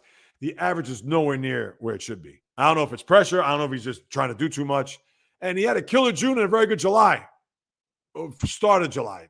Back end is slowed down, and then now here we are in August, then you got to put an APB on him. And same for Lindor. And I know Lindor had the hit that could have won the game there the other night with Tyrone Taylor, but he hasn't been the same. I know he had a leadoff homer there the other night as well, or on Sunday's game. But, yeah, I mean, and Nimmo too. Nimmo has not delivered. Their offense has not picked it up. Oh, my goodness. All right, Val B, Ray's talking about Robbie Ray. I think he's a good pitcher. Yeah, I think he's good. I gave him a lot of money. And he won a Cy Young when, was that during the pandemic year?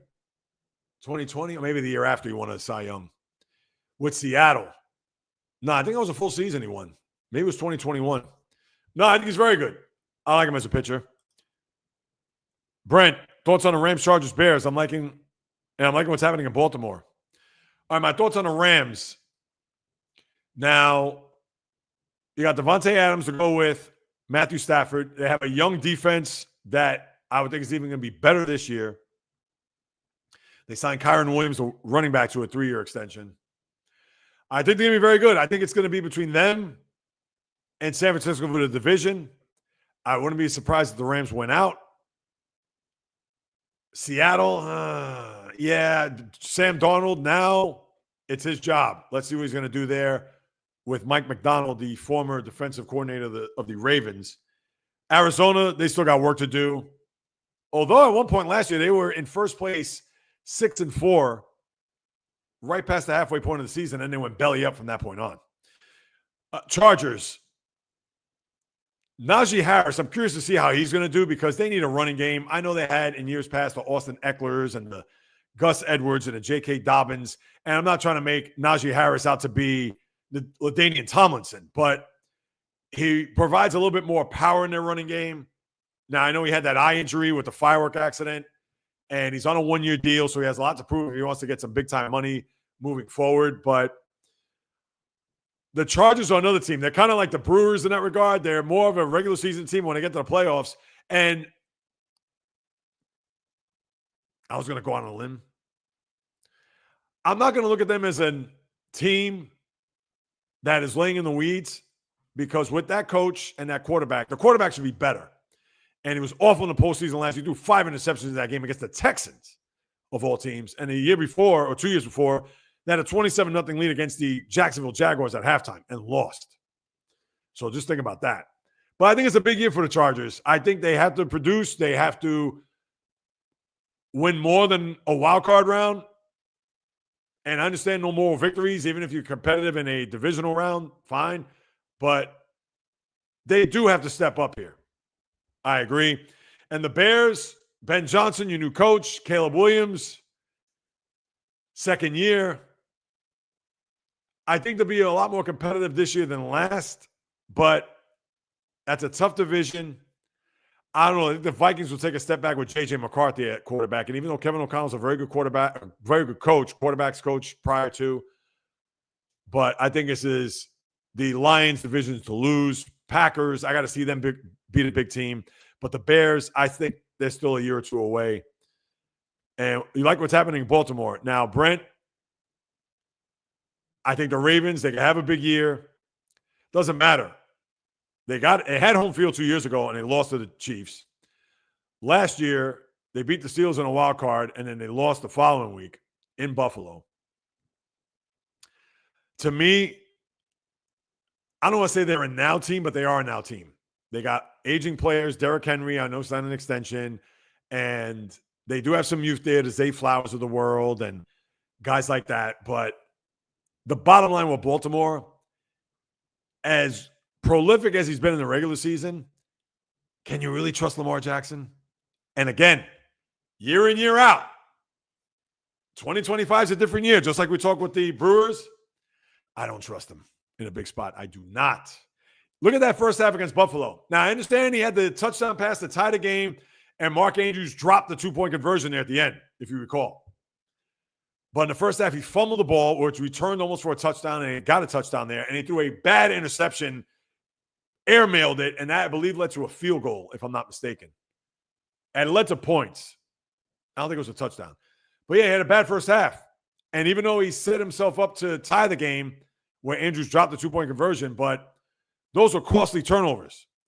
And one more time, in big, gotta have it, money on the line performances, he has not done it. And until he does it, then I'll believe. Not in a wild card round, not even in a divisional round.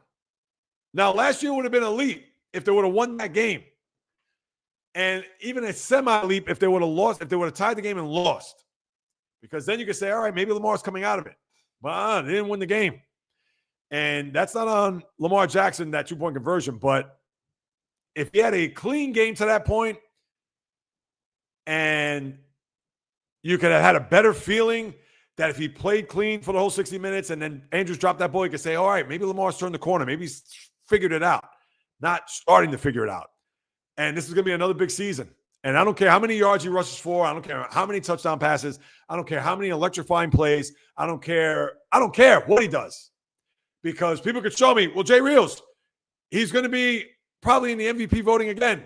Jay Reels, he's thrown 50 touchdown passes and only 3 interceptions. Jay Reels, he's rushed for 1,200 yards. He's done all these things. If you've listened to my podcast, the very opening of it, besides the commercials, I do a little bit, I intersperse a lot of different audio takes from past podcasts. And one of the things that I say in the opening is that I could see what a player does in October, November, and December, but let me see when it really counts in January. That is a shot at Lamar Jackson. That's it. That's his career in a nutshell, because he could do everything. And he could beat up on the Browns. He could beat up on my Steelers. Yeah, he could have those good performances against the Chiefs or the Bills as he did last year on a Sunday night. He could perform otherworldly.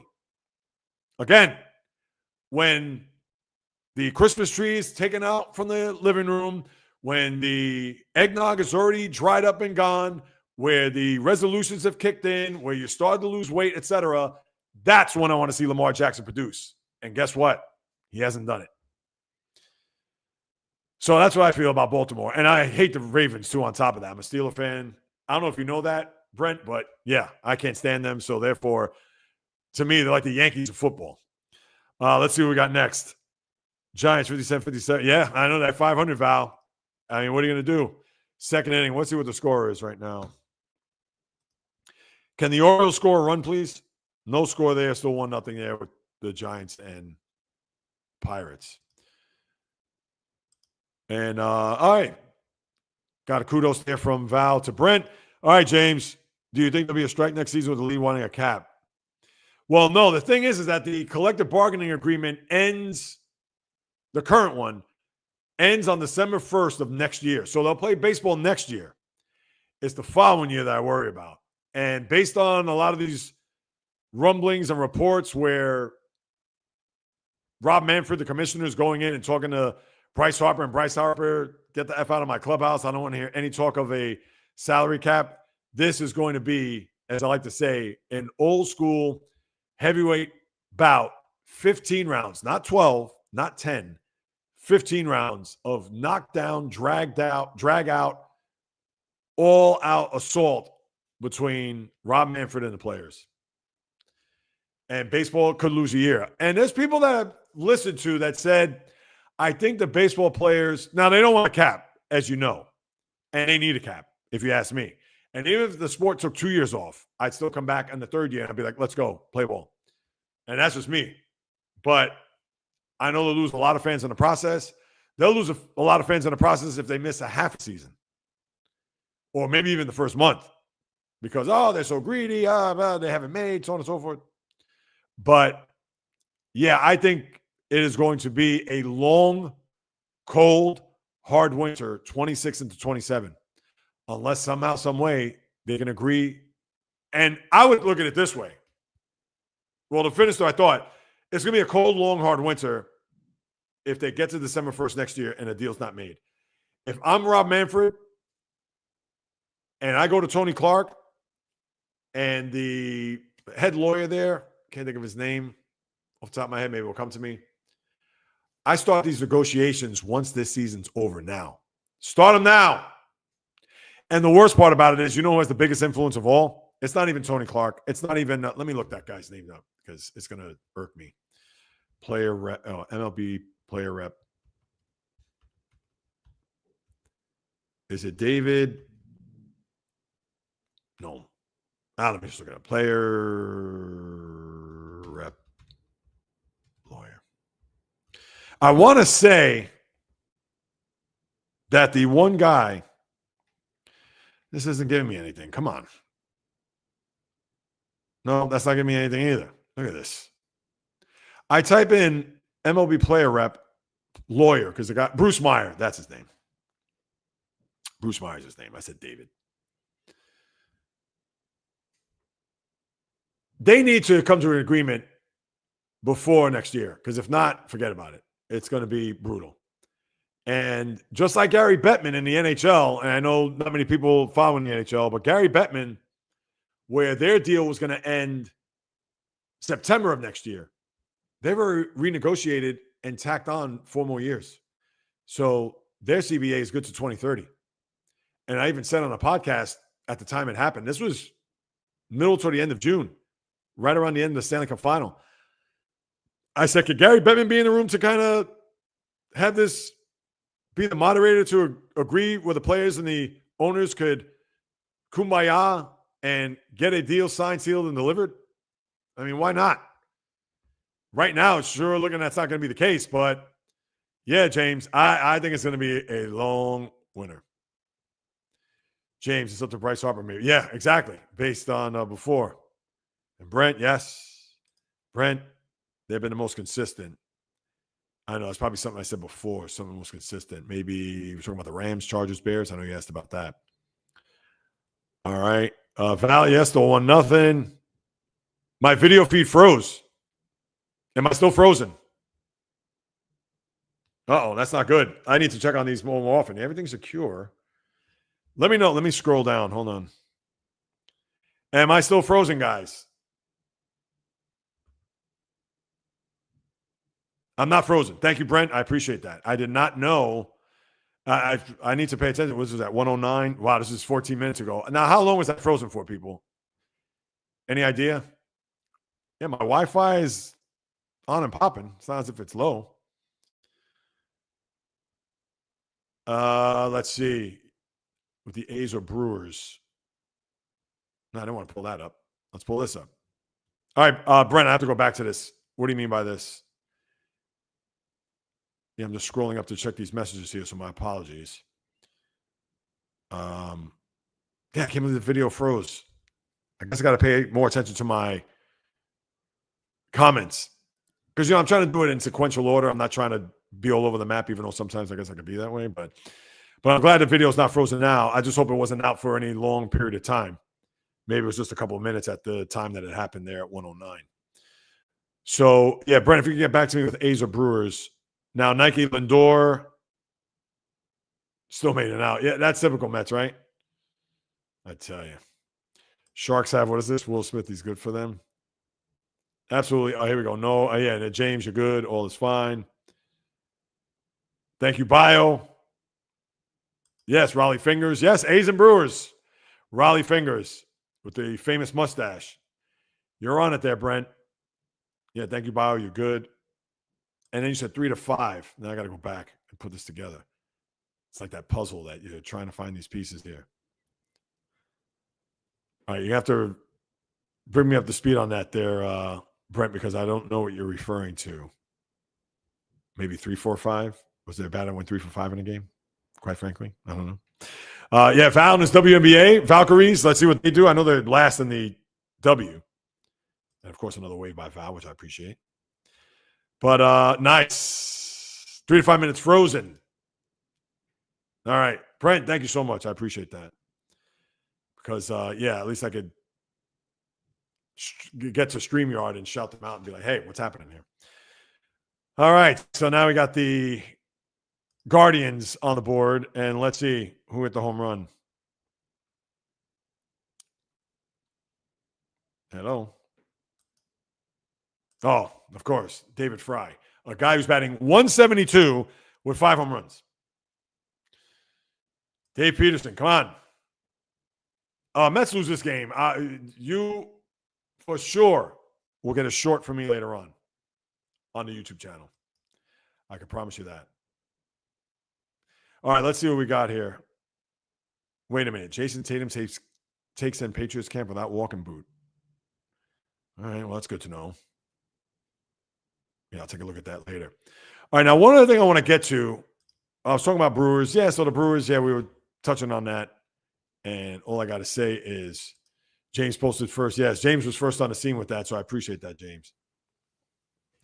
Now, one last thing I want to get to before I sign off, because I know there's baseball, there's a lot going on. And this was one thing that I found very surprising. And to the NFL fan, if you could clue me in on this, because some of the things that I read, and let me just edit this here. Hold on one second, because I'll feel better once I type this in. Hold on one second. Because I wasn't going to bring this up, but I figured out, let me close off with this. And I found this surprising because I didn't hear any rumblings on this. And when this came down yesterday, I said to myself, wait a minute, what is this going to mean for fans who don't have the streaming package? Because ESPN had ESPN and Zone on the brain, and because I was typing in Red Zone. All right, here we go, people. You ready? Did you see this yesterday? The worldwide leader in sports purchased from the NFL, as if the NFL doesn't need any more money to be generated. They not only purchased NFL Network, but they also purchased the Red Zone package. Red Zone, Scott Hansen. If you want to follow every game, you're home on Sundays, depending on what package you have. I know on Fios, I think they were on channel 835 or one of those channels in the 800s. But now here's going to be the interesting thing, because I didn't read this anywhere, and this is where I'm curious. For those who, like yours truly, and even though I have the package, so I watch the Steelers, but let's just say, I don't know, Steelers have a bye or they're playing on Monday night, and I want to see the Red Zone package. I'm sure you're aware that ESPN is coming out starting September 1st, if I'm not mistaken, with their new streaming service, where I believe they're going to have all their channels in one package. So that's ESPN, ESPN2, the Ocho, U, News, etc. But with that being said, that package, I think it's not under the Disney umbrella. I think it's separate.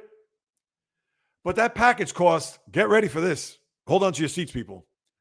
$29.95. And you get all their content. So you get all the 30 for 30s. You get all of the whatever. I don't know if Peyton Manning is still doing his thing with Omaha Productions, the Peyton's Place. And I'm sure you got a bunch of others, documentaries and things of that nature that are going through the ESPN streaming service. And I don't even know what it's called because I haven't really paid attention because I don't watch ESPN the way I used to. But here's the problem. Is Red Zone going to be a part of that package? Or is it going to be under the ESPN umbrella, let's say on your cable subscription? Or I know a lot of people don't subscribe to cable anymore. Right now, everything is streaming. But with that said, will that be an issue for those who dedicated their Sundays, whether it's fantasy football or watching the Red Zone, to where you have to be an ESPN streaming subscriber member or streaming subscriber. That was redundant. What's up with that? Because if that's the case, shame on ESPN for doing that. Who the hell's going to spend $30 to watch the Red Zone? And I get it. You have NFL nut jobs that are with the fantasy football. This guy not included because I do not get into fantasy for reasons that I could explain if you want. And maybe Brent just fell out of his chair. It's like, wait a minute, Jay Reels, you don't play fantasy football? Bio, I'm sure, is aware of this. Same for maybe James for that matter. And Brent, I'll be more than happy to expound if you're curious. But is the Red Zone going to be a part of the new ESPN streaming service package? Because if that's the case, then come on. You're just going to cost out all the fans. You're pricing them out to begin with. $30, and I get it. You can stream all the games, all the hockey games, the ESPN Plus, everything. I get that. Because right now, I guess ESPN is still under that Disney Hulu package where if you get them, Hulu, ESPN, whatever else is National Geographic, I guess HGTV, who knows. And all that is under one bundle. But you mean to tell me that guys and gals aren't going to be able to watch Red Zone because if you're going to put out this new streaming service, and you know what? Let me pull this up. What the hell? It's 1:30. I know I'm starving too, but I don't care. I'm with you guys. I'm starving for more sports chatter. As a matter of fact, it was on their main page. I'll pull this up real quick. Yeah, and to me, here it is. ESPN acquiring NFL Network Red Zone from NFL. All right, let me share my screen real quick, and then I'll sign off after this. Because I know you want to watch the Mets. I want to see what's happening there, bottom second. No score.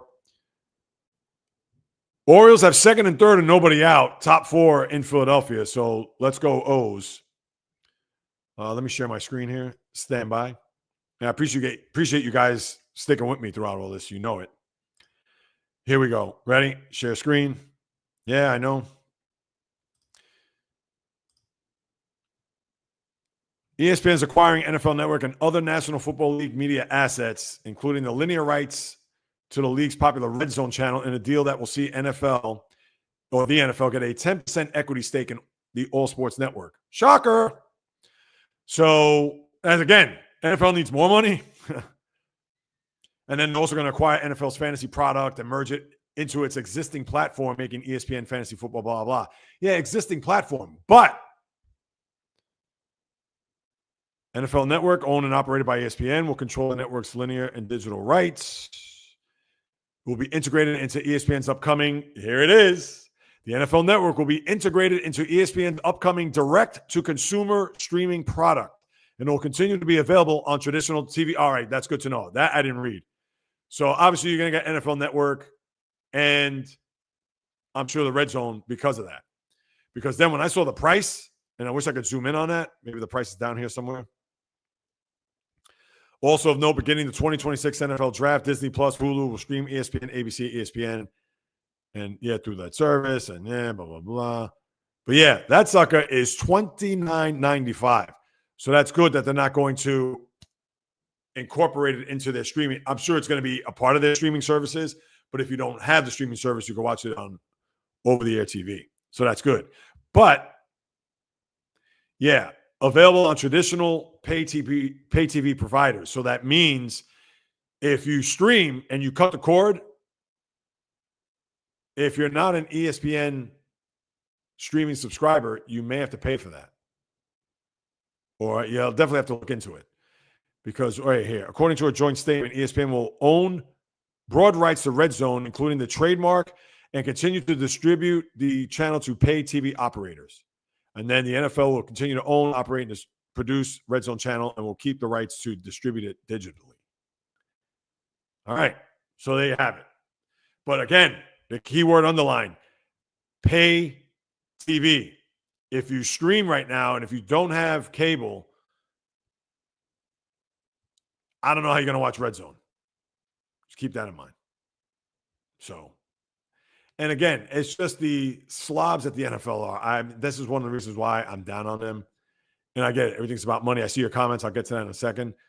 The thing that irks me so much about the league itself is, and I get it, it's not just the NFL. I don't want to pick on them. I don't want it to be a thing where it's like I have it out for them. I don't. but they just suffocate and take all the oxygen out of the room when it comes to sports. And I get it that it's just Sundays, but it's not Sundays anymore, people. It's Sunday night, it's Monday night, it's Thursday night, it's Christmas Day, it's Thanksgiving, it's Black Friday, it's the day after the opener of the regular season.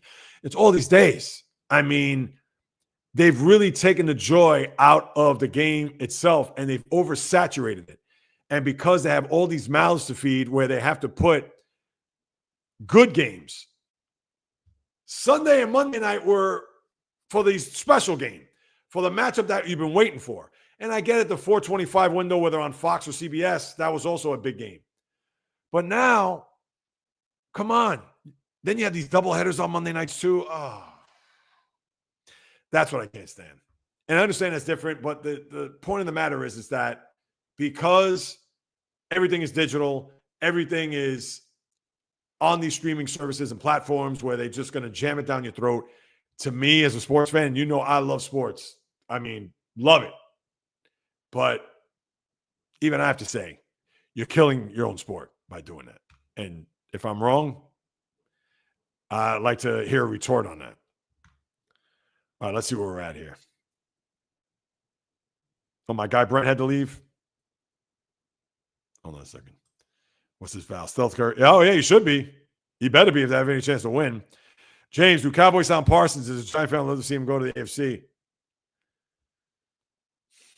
I mean, Jerry's a fool. I think when the dust settles, he is going to sign with the Cowboys, even though Jerry Jones said yesterday where he was asked, oh, do you think Micah Parsons is going to be in uniform week 1 against the Cowboys? And he said no. Yeah, I mean, I think when it's all said and done, he's going to be back in Dallas. He's going to sign. And yeah, that's all there is to it, because Jerry Jones says he's not going to trade him. And then to make matters worse, he feels like he's not going to start the regular season with the team.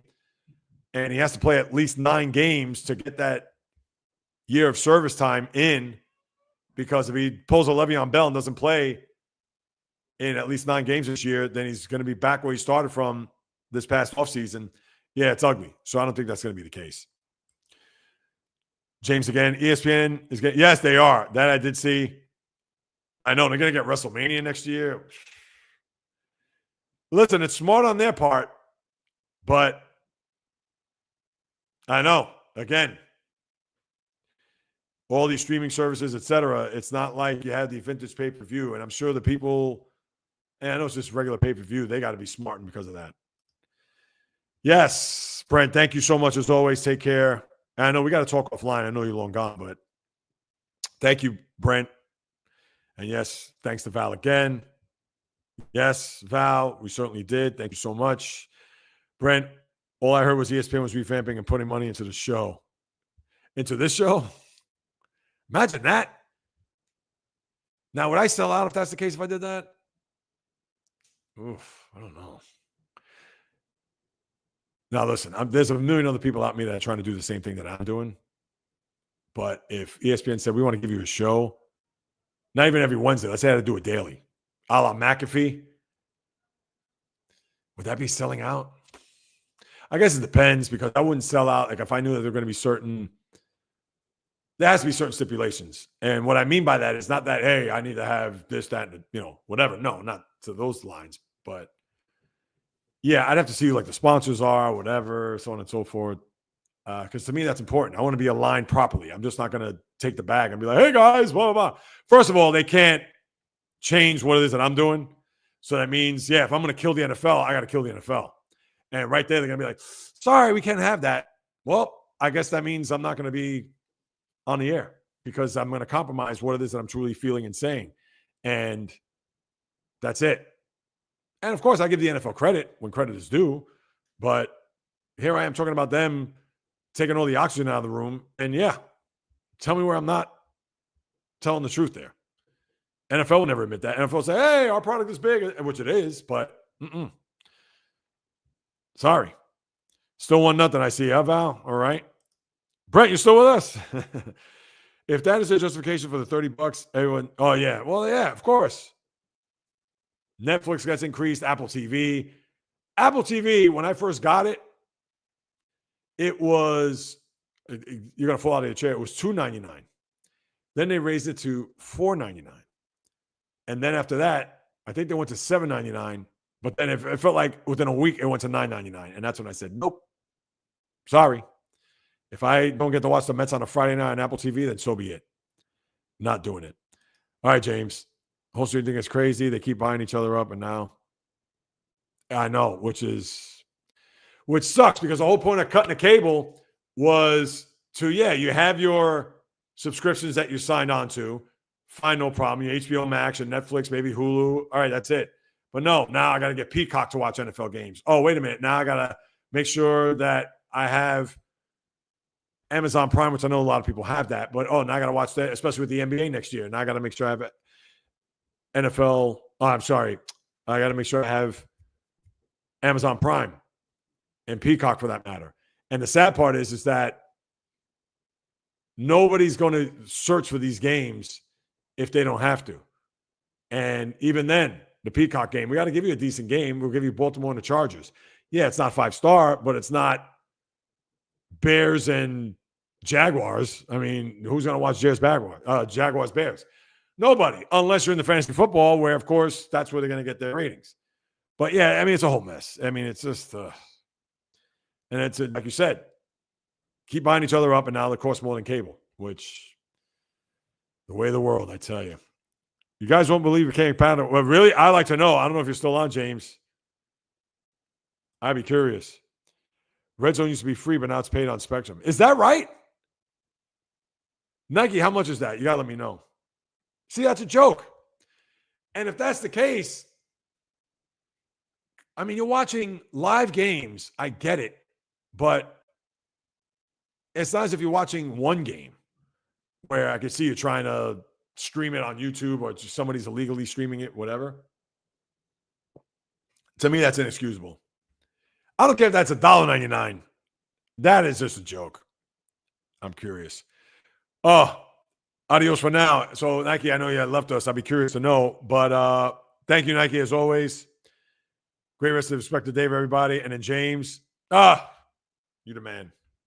I appreciate that. James, you know that. And then no one scored a home run yet. No Matt Chapman hitting one deep. And then Stephen A. No, I appreciate that, James. You know that. Let me see what else I got. Yeah, so I guess that's how I have to wrap this up. Let me see. Is there any other news and notes I could at least land this plane, land this baby on the right way? Oh, here's some good news. And I'm not saying this to be sarcastic. Let me just make sure I get her name right. And when is this going to happen? Jen Pawal, I guess you pronounce her name, Pawol. Pawal. Jen Pawal set to become the first woman to umpire a Major League Baseball game Saturday. Congratulations. She's doing the Saturday game between the Marlins and Braves. And 48 years old from New Jersey, worked spring training games in 2024 and this year. And the move comes 28 years after the gender barrier for game officials was broken in the NBA. Yes, here's a trivia question for you. And that is a good trivia question. I know it. And you have a few more women refs in the NBA. But if anybody can answer this, and we'll sign off on that note. I won't type it in, but like you said, or like in an article, 28 years ago, 2 women refs broke the barrier for gender, and one is actually still, I believe, an official in the NBA. The other, I think, is long gone. But can you name those 2? I see an answer. Can you name those 2 officials, referees in the NBA that came in at that time and what their names are? Let's see. Yes, fantastic. About time. That's right, Brent. No, excellent call. Good to see. That'll be Saturday night. I'm sure she's probably going to be on third base. It's a 4-game series. Oh, no. You see, that's the thing. I think they're playing a doubleheader that day, so who knows what. I don't know if she's going to call balls and strikes, but still, even if she's a third base, second base, first base umpire, it doesn't matter. So kudos to her. The 2 women who were NBA officials that came 28 years ago, so I guess that's what, the 97-98 season? Violet Palmer, who I believe is still an official in the NBA, and Dee Kantner. Those are the first two. So that's a good trivia question. If you're ever at a, let's say, a live trivia contest deal, and maybe they come up with a question like that, hey, that's why it's trivia. And James, I see the NBA. I hope so. I know we talked about that with Dawn Staley. Remember that? When the Knicks were hiring or in the midst of hiring their coach. And Dawn Staley, I think, would be a terrific NBA coach. I mean, it goes without saying. So, all right, my good people, I think that will do it. I know, an hour and 45 minutes. Who am I? No, listen, this is great. I could go on for hours here, but considering watch a little Mets, as well as grab some grub because I have not eaten. I've been fasting all this time. And again, your contributions to Val, thanks for tuning in. And one more time to the remaining four. I know Nike's gone, but to Nike, to Brent, to Bio, if you're still with us, and to James, I'll have your names in a hat on Monday's podcast pregame. And the first name I pull out of the hat, you will be the guest next Wednesday on the podcast. And if for whatever reason you can't make it, that's fine. I'll put you to the following week, and I'll pull another name out of the hat. And yes, James, your support is always I underline that. Appreciated.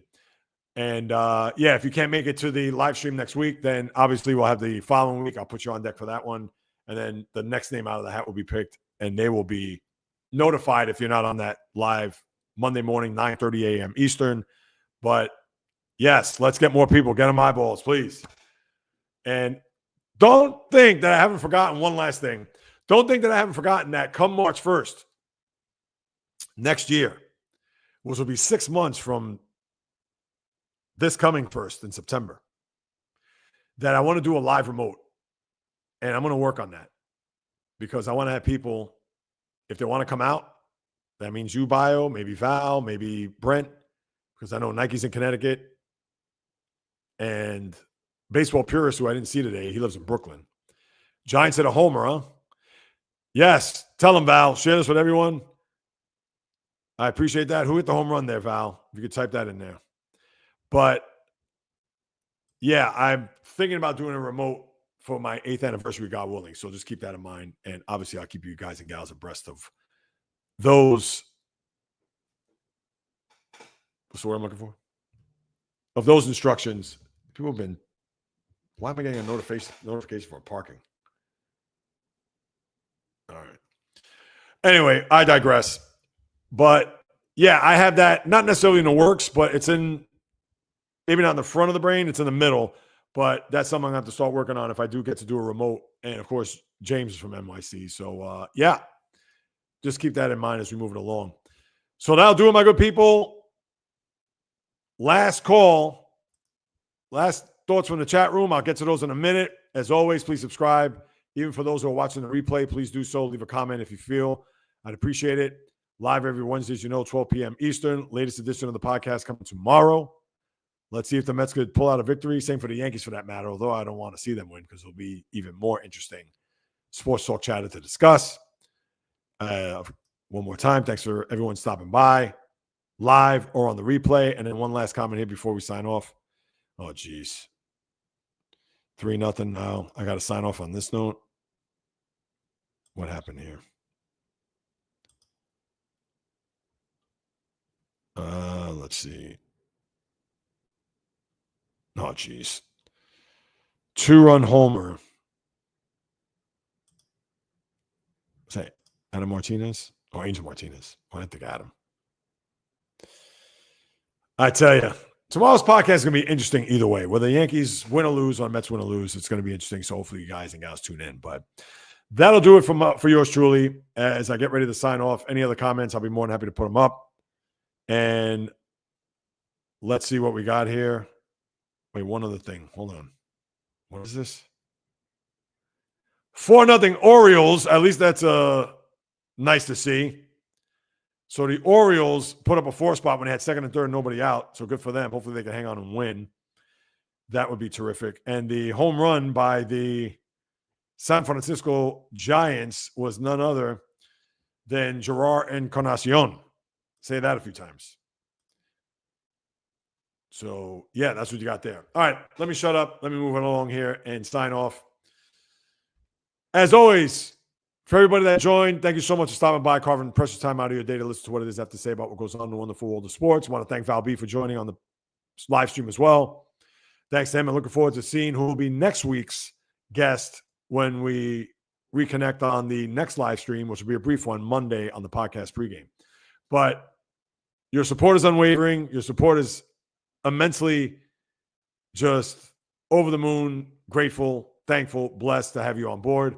And obviously tell your friends, tell a friend to tell a friend to hop on board every Wednesday as we chop it up about what's happening in the wonderful world of sports. As you know, it's in the blood, it's in the DNA, talking sports since birth.